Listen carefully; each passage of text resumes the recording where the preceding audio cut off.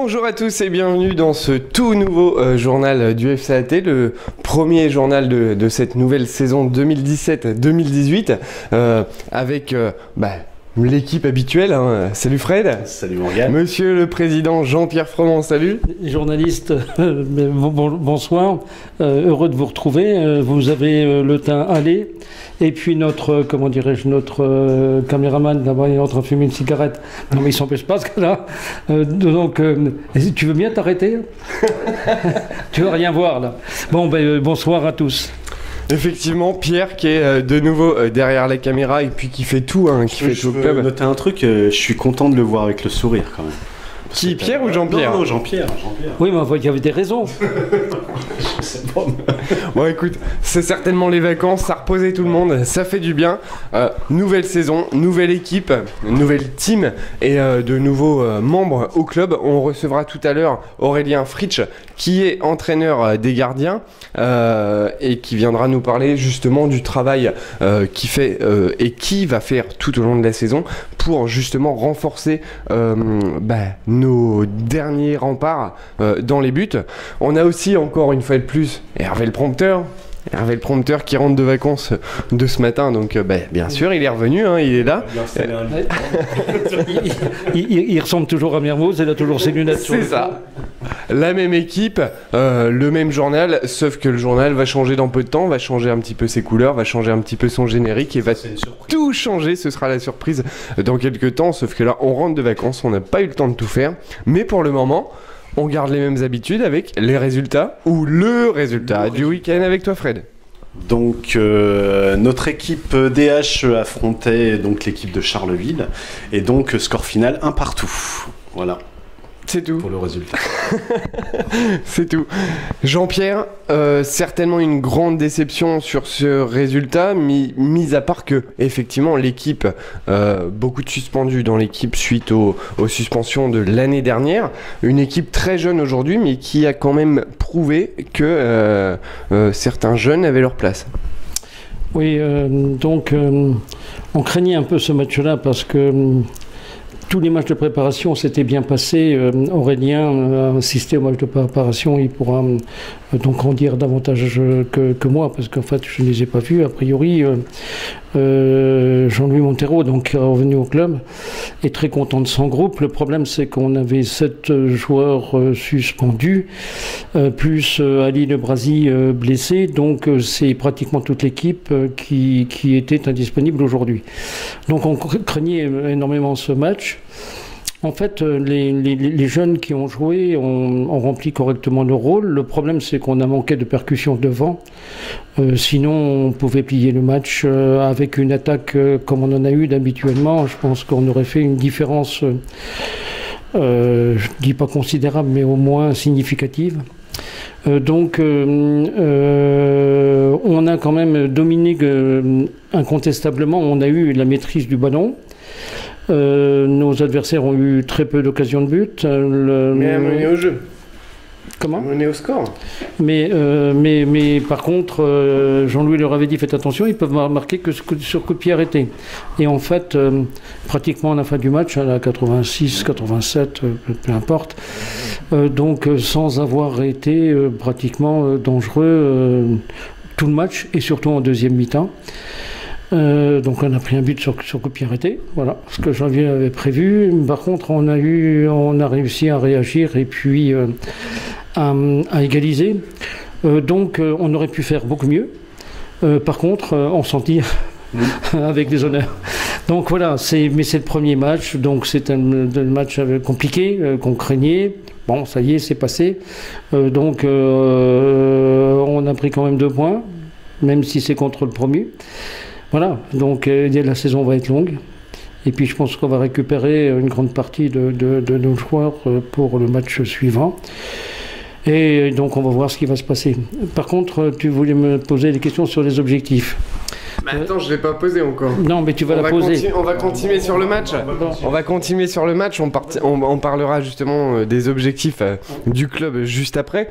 Fred, toi qui étais au match aussi, on a vu beaucoup de jeunes sur le terrain, dont le buteur Clément Distave, qui a mis le but, qui s'est fait un peu tirer les oreilles par Jean-Louis Montero sur une action où il y allait au pied et Jean-Louis pensait qu'il irait de la tête. Il y a du potentiel, mais après ces joueurs, quand les autres vont venir, seront certainement avec la 2, mais vont faire du bien aussi à l'équipe réserve. Oui, il y a des très bons éléments. Après, c'est vrai que, comme le disait Jean-Pierre, voire Jean-Louis, c'est des joueurs, ça fait peut-être la première fois qu'ils jouent, on va dire, ensemble dans ce système-là, on va dire. Donc c'est vrai que ça peut paraître compliqué. Moi, c'est vrai que j'ai eu des craintes aussi en voyant le match en tout début. J'ai vu beaucoup de personnes qui étaient timides à savoir est-ce qu'il fallait que je fasse la passe, est-ce qu'il faut que je tire, enfin bref.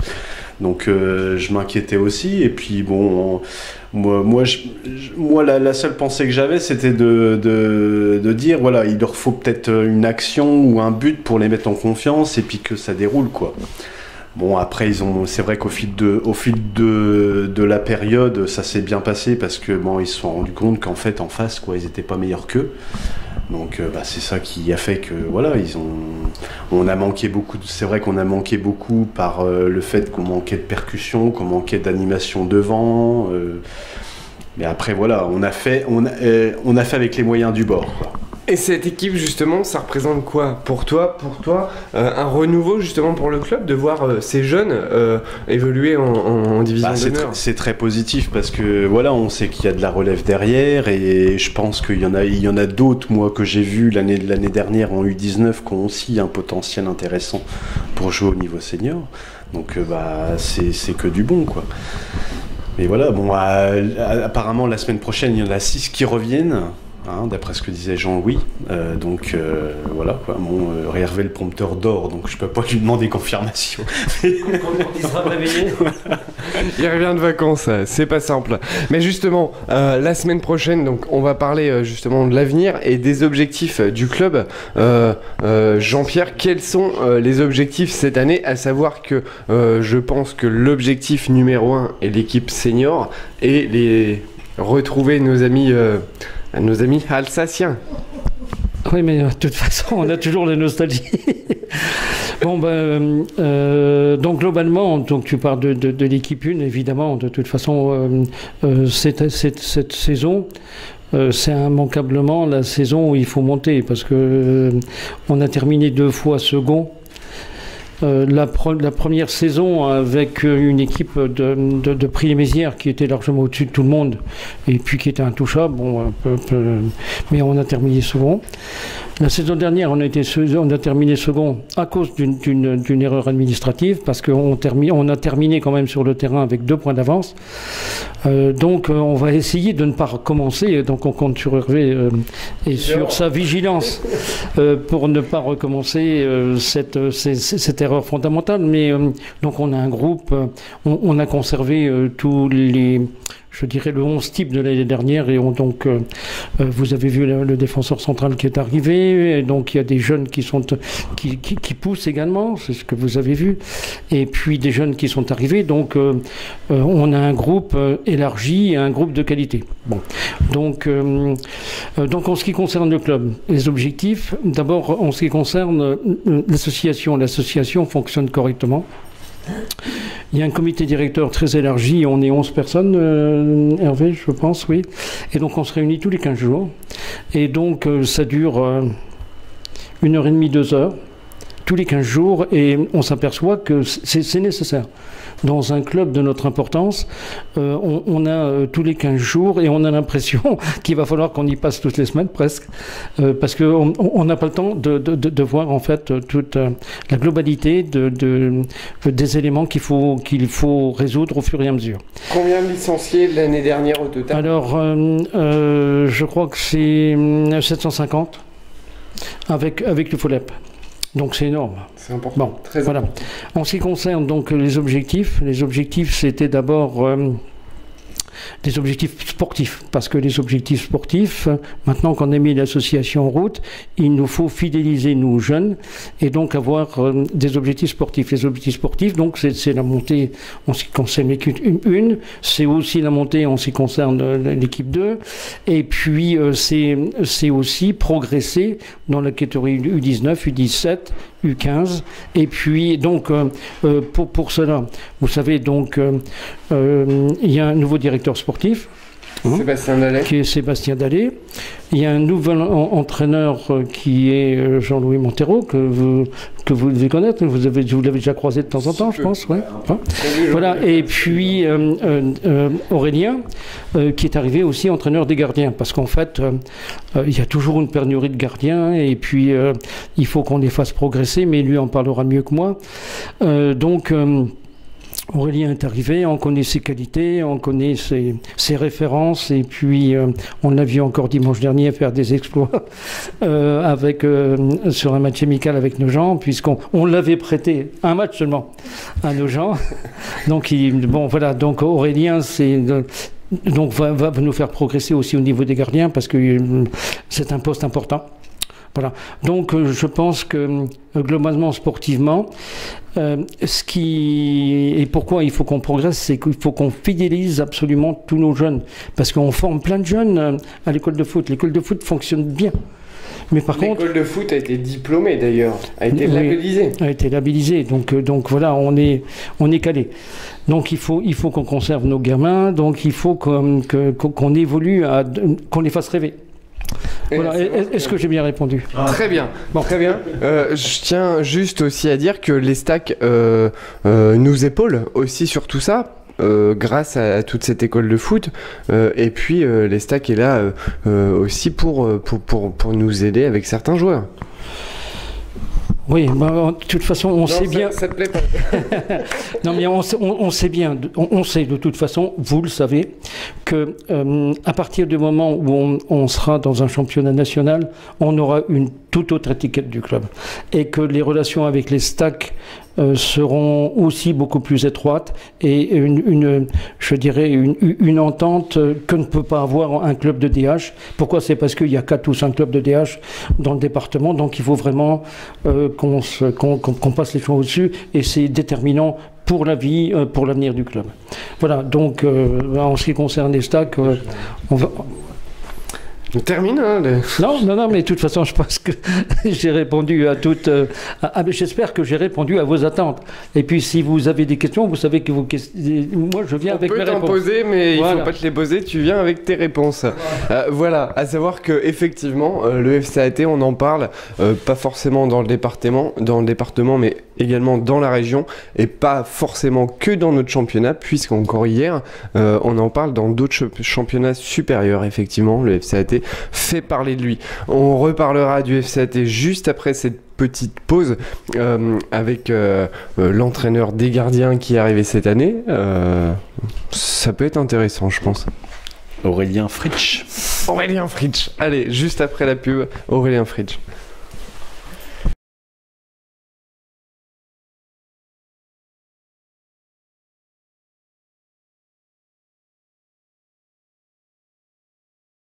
Voilà pour cette deuxième partie du journal avec Aurélien Fritsch, entraîneur des gardiens qui va entraîner surtout plus de 20 gardiens, presque 25 gardiens tout au long de la saison. C'est un travail énorme.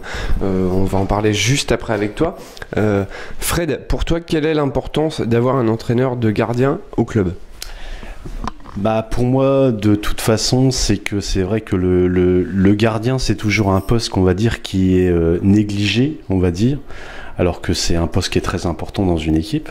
On manque souvent de gardiens parce que c'est vrai que on a eu une période où il y a eu plein de gardiens suite à la Coupe du Monde, parce que il suffit qu'il y ait un gardien qui fasse un peu le buzz, on va dire, et puis tout de suite on a 50 gardiens qui arrivent. Mais c'est vrai que d'une manière générale, c'est vrai que le poste de gardien, c'est un peu, on va dire, Qu'est-ce que tu vas faire? Et tout le monde pense à être attaquant, sauf à être gardien, quoi. Et le fait qu'il y ait vraiment quelqu'un qui s'occupe des gardiens, et ben au niveau, de toute façon la base c'est au niveau des jeunes. Si au niveau des jeunes il y a plusieurs gardiens qui se proposent, s'il y a un entraîneur de gardien, ça va forcément valoriser le poste et forcément le fait qu'il y ait plus de monde au-dessus, quoi. Voilà. À savoir que... Ça, c'est ma vision des choses. À savoir que toi, du coup, t'es là, à mon avis, il y a un gros travail avec les seniors, mais il y a un gros travail aussi, à mon avis, que tu vas faire avec les jeunes, que t'as peut-être encore pas tous rencontrés, puisque la saison reprend seulement. Tous les jeunes n'ont peut-être pas repris, mais il va y avoir un entraînement à faire quasiment journalier pour toi avec toutes les équipes. Ouais, tout à fait. J'ai déjà commencé avec les seniors. Jean-Louis a commencé le 14 juillet. Donc les gardiens, en général, je leur laisse 1 semaine, voire 2 semaines à travailler tout ce qui est cardio et compagnie pour qu'ils commencent à bien toucher un peu le ballon. Et seulement après, j'interviens. Donc les seniors, déjà, on a commencé depuis la dernière semaine de juillet. Donc là, je travaille beaucoup athlétiquement, vraiment tout ce qui est musculation, tout ça, sans masse extérieure. Ils travaillent que avec les masses du corps. Et ensuite, on fait beaucoup de gammes. On travaille les gammes. Plongeon, relance, prise de balle et compagnie. Et ça, c'est ce qui va se passer avec tous les jeunes. Alors, bienvenue. Enfin, au niveau athlétique, pour un U9 ou un U10 ou un U11, on va pas du tout en parler. Voilà, on va juste faire de l'éducation posturale. On va leur apprendre à comment... Prise de balle. Non, pas du tout. Au niveau athlétique, c'est tout ce qui est muscle. Donc, on va faire beaucoup d'éducation posturale. Donc, c'est-à-dire au niveau du gainage, on va travailler 5 secondes pour qu'ils aient le dos bien droit, les jambes bien droites, etc. Et à partir de U15, U14, U15, on va commencer à déjà parler un peu plus de musculation. Mais le travail sera toujours le même, technique et motricité coordination. Même mes seniors le font. Donc voilà. Comme quoi, on va dire les gamins travaillent comme les grands. De toute façon, je travaille sur ces 3 bases-là. Athlétique, motricité coordination et la technique. Personne n'y déroge, seulement il y a un plus gros travail athlétique à faire avec tout ce qui est formation, donc à partir du 14 jusqu'à U19, et les seniors, là où c'est vraiment un gros travail de musculation. Mais après, la technique, chez les jeunes, c'est là que ça s'apprend. Tout ce qui est gardien foot à 11, on va les entretenir, entre guillemets, en leur apportant quelque chose de plus quand même. Donc, par contre, on va parler un petit peu de toi aussi, puisque tu es dans le journal.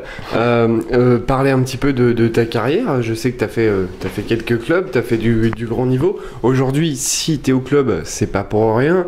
Tu as bien bossé, tu as bien gaulé, on va dire. Maintenant, c'est toi aussi qui entraîne et qui est là pour le gardien de DH. C'est pas pour rien, on va parler de ta carrière maintenant. Oh là, ma carrière. Effectivement, j'ai fait beaucoup de clubs. J'ai été jusqu'en 16 ans en nationaux et les stacks. Après, à l'époque, il n'y avait pas les mêmes études qu'il y a maintenant, donc mes parents m'ont retiré du club. Et puis j'ai fait des écoles d'ingénieur au niveau ingénierie industrielle, tout ce qui est sûreté de process, donc dans un service maintenance. Puis après, effectivement, j'ai commencé à l'âge de 16 ans à jouer avec des seniors, déjà en DHR aux municipaux. Donc après, j'ai fait municipaux, j'ai fait Saint-André-les-Vergers quand ça a fusionné avec Saint-Julien. J'ai fait la FMR, Nogent, Cézanne, Épernay. Donc voilà. Pas mal de clubs, hein. Et maintenant, tu es au FCAT. C'est exact. Alors, ma venue au FCAT, ça s'est fait, je vais pas dire normalement, mais j'ai toujours dit que je ne viendrais pas au FCAT parce que j'étais à Saint-André. Mais finalement, je suis là et je suis très content parce que je savais que Jean-Louis avait signé. J'avais des petits a priori, mais au final, ça se passe super bien. Et pour le moment, je suis pas déçu. Après, avec les jeunes, parce que tu me disais tout à l'heure que tu suivais justement toutes les équipes pour voir justement les gardiens, voire gardiennes qui progressent. Par la suite, comment ça va se passer? Tu pourras pas être sur tous les terrains tous les week-ends. Comment ça va se passer? Comment tu vas t'organiser pour gérer justement tout le travail des gardiens que tu vas avoir à gérer?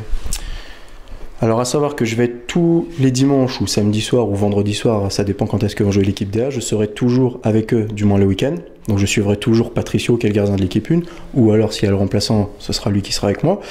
Et je suivrai tous mes gardiens au moins une fois dans le mois sur un match, en lui apportant des petites solutions, le déplacement que tu as fait c'est pas bon, sur un corner il faut bien te placer, etc. Voilà. Mais au moins ils seront suivis une fois par mois sur un match.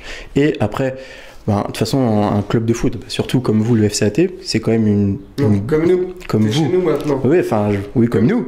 C'est quand même, faut considérer que c'est quand même une grosse entreprise. Hein. Il y a beaucoup de licenciés. Tout à l'heure, le président le disait. Donc, nous, les éducateurs, on doit être une équipe. Donc, forcément, je vais travailler en lien très étroit avec eux et j'aurai beaucoup d'appels à passer, ou en mail, ou en SMS. Mais je veux savoir exactement tout ce qui s'est passé pour mes gardiens. Donc effectivement, oui, il y a du boulot. Donc ça va être une relation avec tous les entraîneurs, puisque essayer de les suivre en permanence, c'est compliqué. On peut pas être sur tous les terrains sur un week-end. Comment va se passer le travail en fait avec les entraîneurs? Parce que je pense que c'est la chose importante pour les gardiens. Et puis les gardiens veulent peut-être aussi savoir comment toi tu vas fonctionner avec eux. Pour être là, il y a des entraînements qui vont se caler certainement chaque jour. Tout est déjà calé, mais la façon dont tu vas procéder avec eux. Alors, on a une réunion début septembre donc avec le directeur technique, qui est M. Dallet, donc, où tout va être mis sur table, et là où j'expliquerai comment je vais fonctionner. De toute façon, les gens... les éducateurs n'ont pas à s'occuper des gardiens normalement, donc c'est moi qui s'en occupe. Donc forcément, je vais imposer ma patte, entre guillemets, je vais dire c'est comme ça, c'est comme ça. On accepte, on n'accepte pas, mais je pense que tout le monde va accepter. De toute façon, on est tous là pour avancer, je pense, et il faut qu'on pense positivement. Je suis venu là, c'est pour apporter quelque chose. C'est pas pour qu'on stagne et qu'on reste au niveau où qu'on est, quoi. Donc voilà. Donc j'espère que les éducateurs vont adhérer. Et comme j'ai dit, on est là pour les enfants, pour les gardiens. Moi, personnellement, faut qu'on soit une équipe soudée, les éducateurs. Faut pas qu'on se détruise ou je sais pas quoi. On travaille pas pour notre petite personne. Moi, je suis pas là pour moi. Je suis là pour le club, pour les enfants, pour les seniors. Donc voilà, j'espère vraiment qu'on va travailler main dans la main et j'y crois vraiment. C'est bon ça? T'en penses quoi toi? Moi j'aime bien. Déjà le fait qu'ils disent que voilà, on est un groupe, on est ensemble, on est là pour travailler ensemble. Voilà, ça fait réagir le président, c'est ça qui est bien en fait. Au niveau des entraînements, tu vas faire ça comment avec les jeunes? Alors je vais travailler sur une... Les jeunes quoi, parce que les jeunes... Ouais. Alors, jeune ou senior, ce sera la même chose. Je travaille sur une programmation annuelle, c'est-à-dire que je sais, par exemple, on va reprendre début septembre, jusqu'aux vacances de Toussaint, j'ai une programmation. Je les laisse tranquilles pendant les vacances parce que c'est des petits loulous, donc forcément, il faut qu'ils se reposent au niveau musculaire et ossement. Tu vas les prendre à part des entraînements? Oui, exactement. Ils auront minimum 1 heure d'entraînement par semaine, ce qui est largement suffisant pour des enfants. On va travailler énormément la technique du gardien de but. 1 heure d'entraînement individuel? 1 heure d'entraînement individuel. Donc, sachant que le FCAT regroupe plusieurs villes, je vais... chaque mercredi aller dans un complexe, donc à la Rivière, Sainte-Savine, Pont-Sainte-Marie, Saint-André, et j'invite tous les enfants à venir à chaque fois sur le complexe, mais au moins une fois par mois, tous les gamins du club auront un spécifique gardien au niveau de la préfo, et je l'espère que les autres viendront sur les autres sites, parce qu'il faut qu'on se rencontre. Je pense que c'est quelque chose d'essentiel dans ce club. Ça me plaît bien moi ça. Hein si t'es revenu là, c'est pas pour rien, toi. Non, je vais demander à Aurélien parce qu'en fait, pour avoir une équipe performante, il faut l'important, c'est le gardien, le défenseur central et celui qui marque des buts. C'est pas ça, Aurélien? C'est vrai, on appelle ça. Bon, c'est la colonne vertébrale. Il va pas entraîner les numéros 9. Non, c'est pas ça. C'est ce que je veux lui dire, c'est qu'en fait, le gardien, c'est un rôle excessivement difficile parce que il est seul. Je pense que le gardien, il doit avoir un mental encore nettement supérieur à tous les autres joueurs, sachant que si l'attaquant il rate un but, il rate un but. Par contre, si le gardien fait une toile et qu'il prend un but, on s'en souvient. Des gardiens, on en a plus là, si tu dis ça. Attends, non, on s'en souvient. Non, mais c'est la question Aurélien. On s'en souvient et comment on travaille le mental d'un gardien? Parce qu'en fait, il est seul. C'est une mauvaise question. Pardon? C'est pas une mauvaise question. Non, c'est parce que c'est surtout le mental. Ce sont les qualités athlétiques, c'est aussi de l'adresse évidemment, mais c'est tellement un rôle spécifique. C'est le seul qui joue avec la main. Et c'est le dernier rempart. Et à la limite, on a tendance à ne rien pardonner à un gardien. Alors qu'un attaquant, on a vu aujourd'hui, on a 2 attaquants qui mettent des balles sur les poteaux. Si le gardien derrière prend un but casquette, c'est une catastrophe, quoi. En gros, tu veux savoir de quelle manière il va travailler le mental des gardiens. C'est exactement ça. Ben voilà. Voilà. Très bonne question, c'est effectivement une très bonne question. Le mental va se travailler surtout à travers des matchs. C'est comme au travail. Plus tu vas acquérir d'expérience, plus tu vas te former une coquille. Un gardien, de toute façon, c'est évident. Même j'en vois autour des terrains, comme je suis au district, je tourne autour des terrains, je vois des parents qui sont derrière les buts et qui déjà mettent la pression au gamin qui est dans le but. Hein. Alors que ça sert à rien. Exactement, ça sert à rien du tout. Faut les laisser, les enfants. D'ailleurs, ils ont même pas besoin de nous pour jouer au foot. Hein. Tu leur donnes un ballon et ils jouent au foot. Mais c'est vrai que gardien, le mental, ça se travaille tout seul, j'ai envie de dire, mais moi après mon travail aussi, c'est surtout avec les enfants, c'est quand quelque chose est négatif, faut qu'il soit positif quand même. C'est utiliser son négatif pour qu'en fait ça se transforme en positif pour lui. Après, quand c'est des enfants, c'est très difficile parce qu'ils se dévalorisent tout de suite. Ah, je suis nul, mais c'est là-dessus qu'il faut vraiment travailler sur le niveau mental. Voilà. Après, un gardien de haut niveau, c'est avec l'expérience. Hein. Quand il joue en équipe de France et qu'il a jamais joué avant, l'entraîneur d'un gardien ne pourra rien faire parce que c'est lui qui est sur le terrain. C'est juste après, c'est à lui de se faire sa propre coquille. Mais après, c'est l'expérience, tout simplement. J'ai pas envie d'être vulgaire parce que j'aurais dire mais je le dirais pas. Mais en fait, je suis carrément d'accord sur le principe. Je sais pas ce que t'en penses, toi. Oui, absolument. Je suis parfaitement d'accord avec les propos que tient Aurélien, parce qu'en fait, Aurélien, je le connais quand même, j'ai déjà vu jouer, et en fait, je sais qu'il a ce profil, et puis qu'il a, en plus, il est le chef de sa défense. Oui, parce que c'est important le rôle de gardien. Je pense que le football moderne fait que en fait le gardien actuel c'est le numéro 5 qu'on avait dans le temps qui conduisait sa défense jusqu'à l'attaque. C'est lui qui met en place ses gars et c'est lui qui gère. Il gère beaucoup de choses, le gardien. Un bon gardien gère beaucoup de choses, que ça soit au niveau de la tactique, dans la relance. La relance fait beaucoup de choses également. Et puis moi j'ai toujours pensé que, bon après c'est peut-être un peu péjoratif, mais j'ai toujours pensé qu'un bon gardien c'est celui qui avait un petit peu le grain de folie dans la tête qui fait... Comme moi. Voilà. Qui allait chercher la balle un peu à l'arrache comme ça dans un corner. Enfin voilà quoi. Et moi j'en ai eu des gardiens comme ça, c'était les meilleurs que j'ai eu. Donc voilà. Voilà, maintenant ça va être ton boulot Aurélien, là, un boulot compliqué et puis un boulot formateur puisque il n'y a pas que les seniors, hein. Les seniors ont déjà à mon avis beaucoup d'acquis. En revanche, il y a les jeunes aussi à qui il va falloir apprendre énormément. C'est peut-être là où ça va être le plus compliqué puisque comme tu le disais, les seniors ils ont déjà ces acquis-là.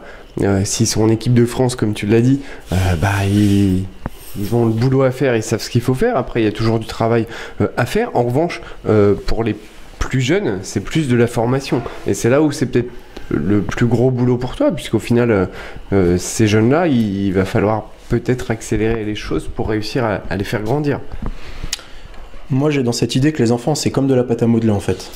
Mais il suffit juste que ton discours passe bien. C'est pour ça qu'il faut utiliser le négatif par du positif. Si t'es tout le temps négatif, alors en mettre plein la tronche, allez on y va à gauche, droite, les enfants te suivront pas. Que si t'arrives à te les faire suivre, c'est des vrais pâtes à modeler.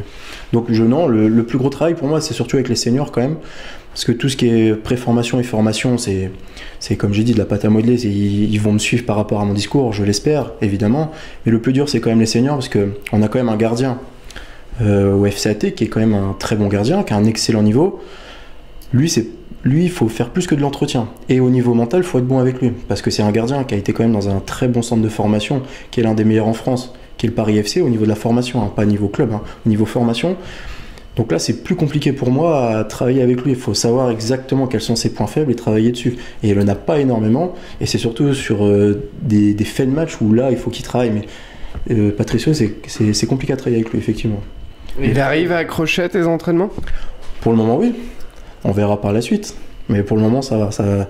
Il est très, très, très réceptif. C'est un bosseur. Et c'est formidable de travailler avec des gens comme ça. Et on le voit d'ailleurs au niveau des matchs, encore aujourd'hui, et puis même la saison dernière. C'est un qui parle le... Il est passé au travers quand même, Épernay. Ah, ça y est, on parle plus d'Épernay, ils sont plus dans le même championnat, Jean-Pierre. Oui, c'est le mental. Non, mais le problème du mental, c'est en fait, je pense que c'est un garçon, je le dis à Aurélien, parce que c'est un garçon qui a du mal à supporter la pression. Voilà, parce que c'est vrai que... On est en réunion. Voilà, non mais je pense que c'est un garçon qui a du mal. C'est un garçon qui a d'énormes qualités, qui a une souplesse remarquable, qui a un excellent jeu au pied. Qui parle énormément à ses joueurs. Qui parle qui a qui a des relances remarquables qui sont pas encore au niveau de celles d'Aurélien comme la dernière fois, mais c'est tout. Mais par contre, j'ai l'impression, enfin, je lui dis simplement qu'il faut faire attention au match charnière. Parce que tu penses qu'il se met la pression sur les matchs importants? On l'a vu a priori, c'est ce qui s'est passé, à Épernay, je pense. Hervé. Oui, voilà, c'est ça. Oui, non, mais c'est ça. Parce que en fait, on a pensé qu'en fait, il avait fait la fête la veille. C'est ça? Oui, et a priori, un gardien est un homme, et oui. Un homme a le droit de pas être bien sur un match comme n'importe quel joueur sur le terrain. Je pense que si le gardien sauve 19 matchs sur les 20, je pense que voilà, heureusement qu'on les avait les 19 matchs, autrement... Oui, de toute façon, quand tu vas aller au-dessus, tu dois pas rater les matchs charnières. Oui, et donc... Quand on voit là... Attends, je vais lui répondre et puis moi je vais partir. Bon, simplement, donc, on parlait donc de Patricio qui a des qualités énormes, qui a un bon jeu au pied. Je disais simplement à Aurélien, attention aux matchs capitaux, parce que a priori il faut travailler le mental avec lui, parce que a priori il a du mal à supporter la pression. Voilà, c'est tout. Mais ça n'empêche pas, et justement, le faire progresser dans ce sens-là, parce qu'encore une fois, le gardien, il est seul. Voilà. Et puis, dès qu'il fait une erreur, voilà, ça se voit comme le nez au milieu de la figure. Mais parce qu'on se souviendra certainement très longtemps de l'erreur qu'a fait Loris la dernière fois sur sa relance. C'est ce dont je voulais parler. Si on ne va pas au Coupe du Monde, par contre, on ne se souviendra pas de Gignac qui a mis la balle sur le poteau et où on a raté la finale de l'Europa League. C'est l'Europa League. Coupe d'Europe. Voilà, c'est ça. C'est parce que c'est en fait les responsabilités sont multipliées pour le gardien. Parce qu'on voit que lui aussi, forcément, il est dans ses buts. On voit pas, il est pas sur le terrain à faire une touche ou à tirer au but. C'est vrai. Un gardien, c'est quand même ingrat comme poste, parce que tu as travaillé. Les gardiens pro, ils travaillent tous les jours. Hein. Mais un gardien amateur, je vois Patricio, il travaille 3 à 4 heures par semaine. Pour aujourd'hui, il a touché 5 minutes de ballon. Il a pris un but, voilà, peut-être qu'il est évitable, pour moi je ne pense pas, mais c'est ingrat, et c'est vrai que je suis d'accord avec le président. Un gardien, un très très bon gardien, on le voit surtout dans les très grands matchs. C'est-à-dire qu'il n'a pas beaucoup d'occasions, et il va en avoir une seule, et c'est celle-là qui va faire gagner des points. C'est là qu'on voit un très bon gardien. Maintenant, Patricio est très jeune, il a 21 ans encore, et il a d'énormes qualités pour 21 ans. À l'éducateur...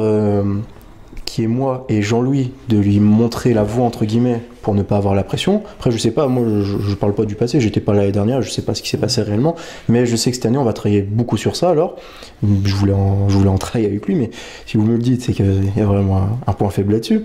Mais c'est à nous aussi les éducateurs, c'est pas que à lui, c'est à nous de le décontracter entre guillemets avant le match. Ce que j'ai fait aujourd'hui d'ailleurs, parce que je voyais qu'il était un petit peu tendu, c'est le premier match, c'est ce qui va lancer sa saison, donc voilà. Et puis vu que le FCAT est sous les feux de projecteurs cette année sur la montée, un gardien n'a pas le droit à l'erreur, surtout lui. Donc voilà, et on va travailler sur ça alors cette année. Il y a un gros boulot à faire. Voilà, c'est ça. Il a certainement un gardien. Il a besoin d'être certainement beaucoup plus rassuré encore sur un autre poste. Ouais. Et puis un gardien, des gardiens, c'est une famille. L'éducateur ne parle pas, l'entraîneur principal ne parle pas du gardien en général. Il l'oublie même. C'est pour ça, je suis là entre guillemets pour générer cette famille. J'aimerais que Patricio d'ailleurs vienne avec moi sur quelques spé avec les gardiens au club, parce que c'est comme le gardien numéro 1 du club et c'est pas n'importe qui, et ça serait bien qu'il vienne aussi sur ça. Donc c'est pour ça, on est tout seul dans le match, mais on est tout seul dans la vie aussi, entre guillemets, quand on travaille. T'en as parlé avec lui justement de venir voir un peu les jeunes et de parler aux jeunes? Alors, non, j'en ai pas parlé, mais j'ai appris qu'il avait un contrat au club, c'est ça? C'est ça. Donc je pense que ça peut rentrer dedans. Voilà, c'est ça. Patricio a un contrat... Le président Ferme. Oui. Patricio a un contrat donc avec le club. C'est un service civique.